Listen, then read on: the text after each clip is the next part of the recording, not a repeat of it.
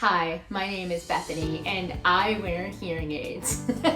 So most of you guys know that I was born with hearing loss, actually severe hearing loss in both of my ears, and thus I wear these fancy little BTE, which is called behind the ear, hearing aids in both of my ears. Now what's amazing about this whole invention is that I've always had the ability to turn life on and off at the click of a button.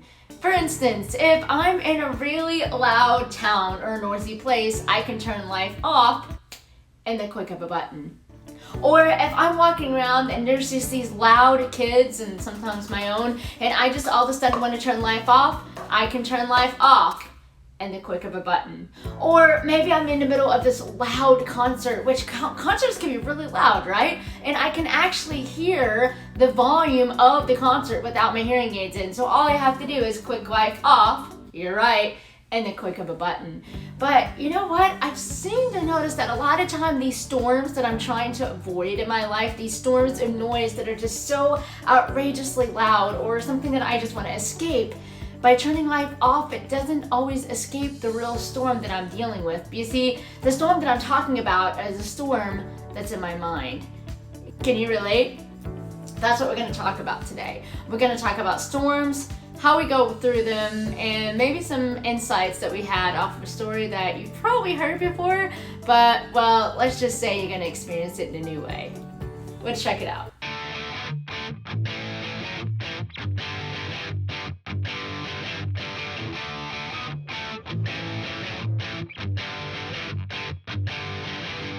So picture this, I'm a freshman in high school, and my youth pastor comes up to me and says, Bethany, would you like to teach the class? And I'll be honest with you, it probably happened a little bit differently than this because I can't remember exactly what happened. So either I volunteered to, or I got voluntold to, to actually get a chance to teach our high school Sunday school class at church. And I remember the night before, because of course you wait till the last second, and I was trying to think of what Bible story I was going to try to teach this huge class of high school students, of sophomore, juniors, and seniors. And here I was, this little freshman kid that knew like nothing.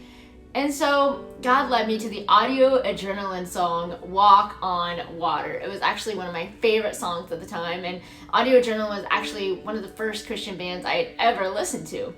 Well, little did I know how important that story would mean to me years and years down the road, because God worked through that story in my life to give me the courage to walk through storms in my life that I was going through right there at that time. Just as I was talking about going through hearing loss, I used that trigger of being able to turn off the craziness around me at any time. I remember sitting in the middle of school in classes, just being in the middle of being made fun of, and just wanted to just disappear and fall into the floor. And so I would turn my hearing aids off.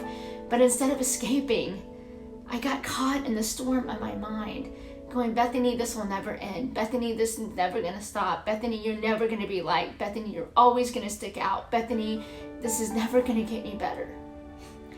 I don't think I'm the only one that ever walked through that. In fact, I think a lot of us, if we're totally truthful, when we're walking through real life storms in our life, we would do anything possible to numb or ease the pain. We would do anything possible to have that value of a hearing aid in the back of our head to click off. But the real truth is, no matter how much we numb, no matter how much we try to escape, no matter how much we try to turn that storm off, the truth is the real storm isn't what we're facing in real life. The true storm is what's happening in our minds. And that is a huge, huge battle that we can actually face, guys, and that we're not alone in. So today I want to take you to the actual story of Jesus walking on the water that's found in Matthew chapter 14, verses 22 through 33. And it goes like this. Immediately he, Jesus, made the disciples get into the boat and go before him to the other side when he dismissed the crowds. After he had dismissed the crowds, he went up on the mountain by himself to pray. When evening came, he was there alone. But the boat by this time was a long way from the land and beaten by the waves, for the wind was against them. And in the fourth watch of the night, he came to them walking on the sea. But when the disciples saw him walking on the sea, they were terrified. And they said, "It is a ghost." And they cried out in fear. But immediately Jesus spoke to them, saying, Take heart, it is I, do not be afraid."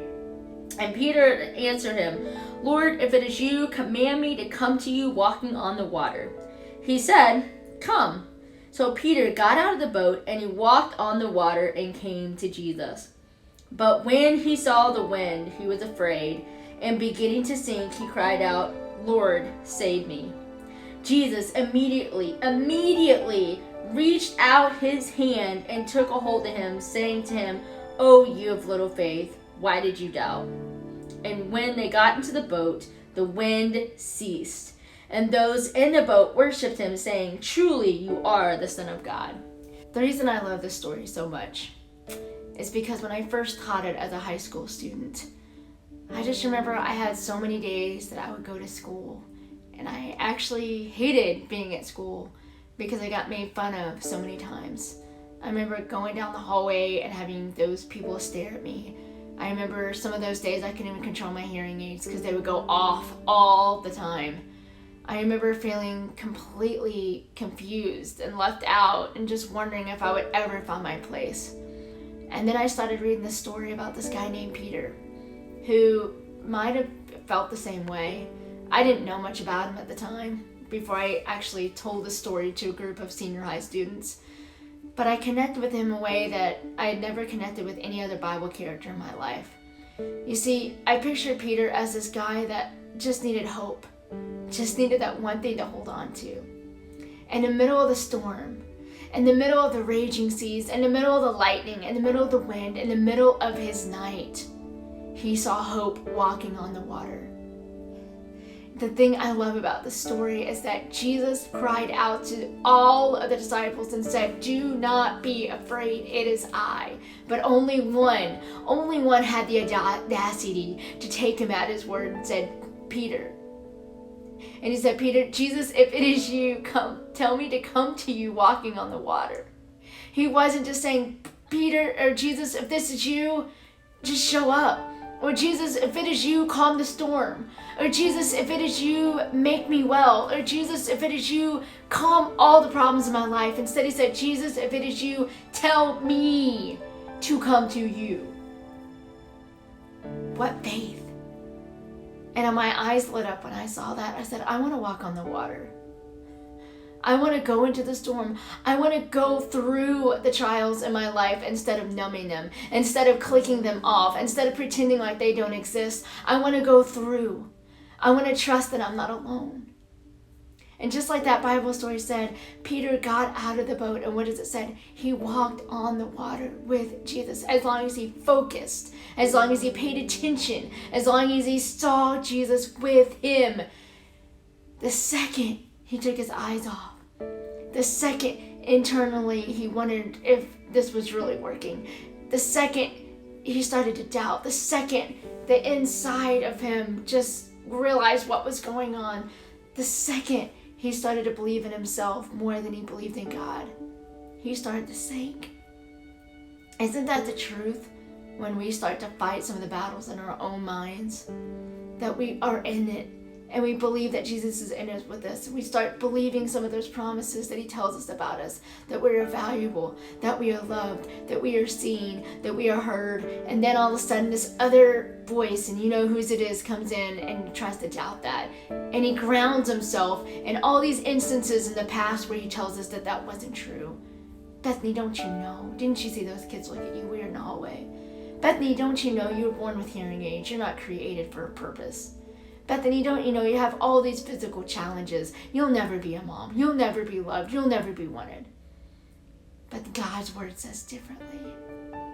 And I'm telling you, Peter at that moment, even though he doubted, even though he struggled, even though he messed up, and he felt the cold waters and the wind and the rain over him, he felt truth at that moment. Because you know what? Even when we're going through it, and even in those dark nights, we are crying out, and we're not sure how much longer they're going to go on for. And we're doubting. Jesus is always there with his hand, reaching out to us, saying, my child, you're not alone. And even if you can't see me, and even if you can't feel me, I am right here with you, and I will never let you go. You know, this last week has kind of been hard for me. I actually had an ear infection, and I still do, actually, a pretty bad one in my right ear. It's been swollen. I've had to deal with vertigo and just upset stomach and just so many things. And I've had some of those really hard nights where I've really struggled with God. And God, why would you have me go through this right now? On top of everything else, you know, trying to take care of my boys and just school demands and my work. Why would you choose now? Why would you choose all of this right now? I don't understand. And one of the things he was telling me, because I didn't think I was going to actually talk about this on video this week. I'm not feeling well. Go, okay, God, why would you have me talk about this? And he reminds me that I'm not alone. That I believe there's others of us out there that just like me, that you have some of these crazy nights where you're going up against a storm in your life right now. And you might even have your foot dangling over the side of your boat going, God, are you really going to help me walk through this? Are you really going to be there? Like if I put my foot on the water, and especially if I sink, are you really going to be able to catch me? And sometimes we doubt, don't we? We doubt why he has us in the storm that he has us in. We doubt why he made us for this purpose. We doubt why in the world do we have to be the Peter? Why can't we be like the Andrew or one of the other ones that are just sitting nice inside the boats? Can I tell you something? And I'm shouting out to all the Peters right now. You can relate to what I'm saying. Just lean in with me for a second. You were created with that purpose. You were created with the faith to walk on water, to show everyone that it's possible. You were created to do this. And let me tell you something else. You're not alone. So my challenge for you this week is just to take that next best step. I don't know what that is for you. Maybe it's writing down some of the promises that God has given you. Maybe it's starting to make memories, like each time you see God move in your life, to write it somewhere so you can go back and look at it. Maybe it's getting into the Bible and choosing a book. I love John to start out with. Just maybe reading a chapter a night. Maybe it's finding that accountability partner where you're going, I am going through a storm, and I know, just like the storm in the Bible, that the second they got back into the boat, Jesus decided to calm the waves. I don't know why he didn't calm them when Peter was walking on the water. I don't know why he chose that while all this was going on, that Peter would be walking on the water in the middle of a storm. It would have been a lot easier if it was calm. But you know what? When we can walk through our storms, and when we can see God in the middle of our storms, and we can see him holding us up, can I tell you something? Those disciples didn't just see Jesus walking on the water. Those disciples saw a miracle when their brother Peter was walking on the water with Jesus. And I can guarantee you there was a second that each one of those disciples on the boat go, oh, I wish that was me. I wish that was me. And so many times in our lives, we need to live in such a way that our God is so amazing, that our God is so incredible, that our God is with us in the middle of the storm, that we don't want to leave anybody on the boat, that we want to give everyone this opportunity to walk on the water with Jesus, to live in that way. And that means, yeah, there's going to be times that we sink. And yeah, there's going to be times that the water comes in. And yeah, there's going to be times that we doubt, but it's okay. It's okay. So maybe I just need to give you guys that permission that it's okay. It's okay to sink. It's okay to reach out for help. It's okay to go through storms. So I hope this was encouraging to you this week. I hope you guys have an amazing week. I hope you take one of these challenges that I pulled out, and one of the ones that I've taken this week is just to share with another friend about just the silliness I thought it was going through some of the things that I've been walking through, and it's not really silly. That's what I found out. It's not really silly. It actually is a lot. So sometimes you just need a friend to give you that permission to go, hey, you're walking on water, girl, and you're making it look awesome. Isn't God great? So maybe that's what you need to do this week. If you enjoyed this video, make sure you like it, subscribe, share it out there, and remember, dare to do more than just survive. Step out of that boat and thrive. Have a great week, guys.